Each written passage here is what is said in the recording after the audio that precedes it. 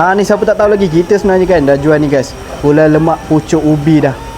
Siapa yang suka makan makanan kampung tu mesti akan suka ni guys. Jom ni kita nak masak dia. Yang ni pucuk ubi ni kita dah rebus siap-siap dah, supaya nanti boleh terus masak je. Kita ambil masa yang lama lah kan nak masak. Untuk satu order tu, nampak tu.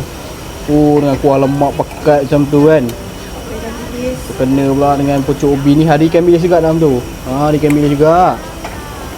Benda ni nampak simple je kan, tapi rasa dia tu memang nostalgia lah.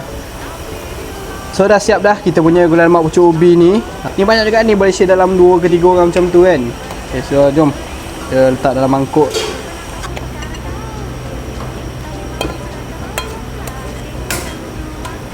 Ni kalau makan masa lunch ni memang ngam lah kan.